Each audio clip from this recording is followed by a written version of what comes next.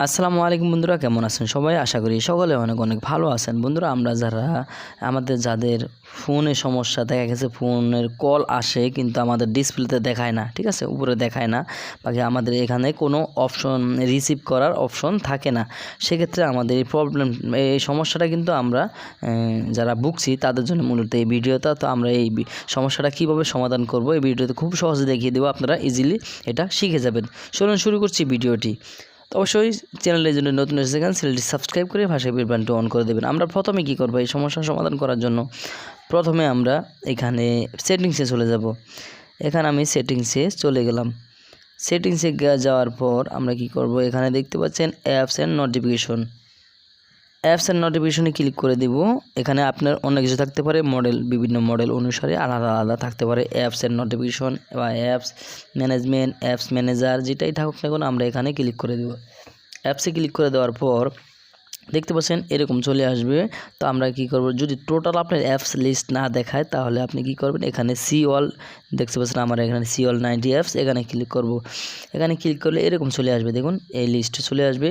আমরা এখান থেকে ফোন খুঁজে বের করব, যেহেতু আমাদের কলের সমস্যা আমরা ফোন খুঁজে বের করব। বাকি আপনি সহজে এখানে সার্চ করে দিবেন ফোন, ঠিক আছে, PHONE ফোন, দেখুন চলে আসছে আমার এখানে ফোন। তো এখানে ক্লিক করব। ফোনের উপরে ক্লিক করে দিলাম। সর্বপ্রথম আমরা যেই কাজটি করব, সর্বপ্রথম আমরা এখানে দেখতে পাচ্ছেন 3 নম্বরে স্টোরেজ অ্যান্ড কেস, এখানে ক্লিক করব। এখানে ক্লিক করার পর আমরা ক্লিয়ার কেস করে দিব, ঠিক আছে, ক্লিয়ার কেস করে দেব। ক্লিয়ার স্টোরেজ করবে না, তাহলে আপনার হয়তো নাম্বারগুলো চলে যাবে। এখানে ক্লিয়ার কেস করার পর একটু ব্যাগে চলে আসব।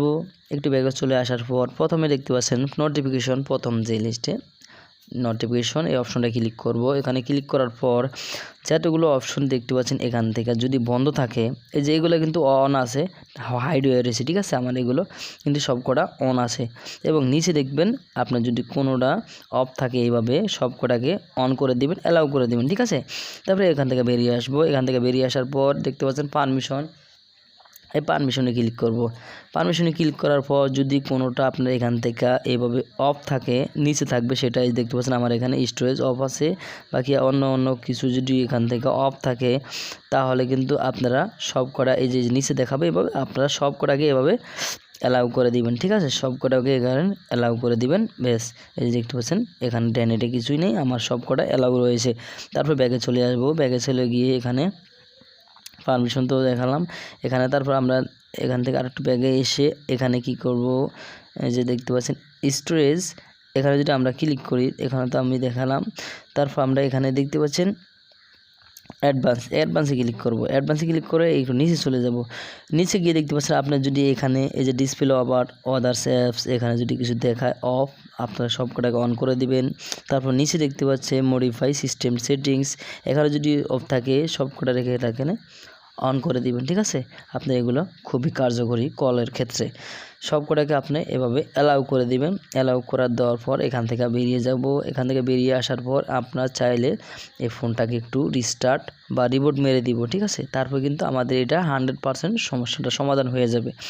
আপনি এই সমস্যা আর ভুগতে হবে না। আশা করি আপনার ভিডিওটা ভালো লেগেছে। যদি একটু ভালো লেগে থাকে চ্যানেলটি সাবস্ক্রাইব করে ভাষার বিল বাটনটি অন করে দেবেন, একটি লাইক অবশ্যই দিবেন।